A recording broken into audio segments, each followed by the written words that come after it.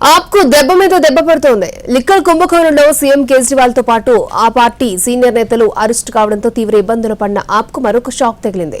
ఖలిస్తానీ ఉగ్రవాదులు ఆప్ పార్టీకి నిధులు సమకూర్చారు అన్న ఆరోపణలపై ఎన్ఐఏ విచారణకు ఢిల్లీ ఎల్జీ సిఫార్సు చేయడం రాజకీయంగా చర్చనీయాంశమైంది.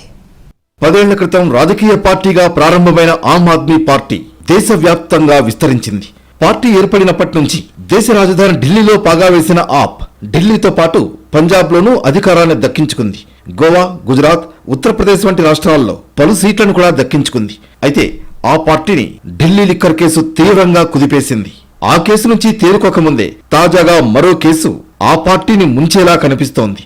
తాజాగా ఓ కేసులో ఎన్ఐఏ విచారణకు ఢిల్లీ ఎల్జీ సిఫారసు చేయడం సంచలనంగా మారింది. ఢిల్లీ లిక్కర్ కేసులో అరెస్ట్ అయి జైల్లో ఉన్న ఢిల్లీ సీఎం అరవింద్ కేజ్రీవాల్ కు మరో బిగ్ షాక్ తగిలింది. కేజ్రీవాల్ అరెస్టుతో డీలా పడిన ఆమ్ ఆద్మీ పార్టీ నెత్తిన మరో పిడుగు పడింది.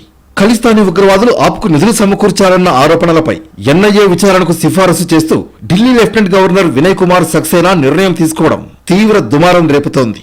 ఇప్పటికే ఢిల్లీ లిక్కర్ కేసు ఉచ్చులో పీకల దాకా మునిగిపోయి కీలక నేతలంతా జైలుకు వెళ్లిన వేళ ఖలిస్తానీ సానుభూతి పరులు నిధులు సమకూర్చారంటూ ఆరోపణలు, దానిపై విచారణకు ఆదేశించడం పెద్ద ఎదురుదెబ్బగా చెప్పొచ్చు. ఆమ్ ఆద్మీ పార్టీకి 6 ఫర్ జస్టిస్ అనే ఖలిస్తానీ ఉగ్ర సంస్థ నుంచి 134 కోట్ల రూపాయల నిధులు వచ్చాయని ఫిర్యాదులు వచ్చాయి.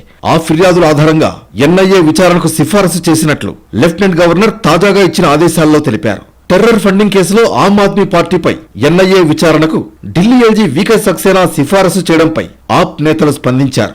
ఇప్పటికే ఢిల్లీ లిక్కర్ కేసులో అరవింద్ కేజ్రీవాల్ సహా తమ పార్టీ కీలక నేతల్ని జైల్లో పెట్టారని, ఇప్పుడు మరో కేసుతో ఆప్ను ఇబ్బంది పెట్టేందుకు కేంద్ర ప్రభుత్వం కుట్ర చేస్తోందని తీవ్ర స్థాయిలో విమర్శించారు.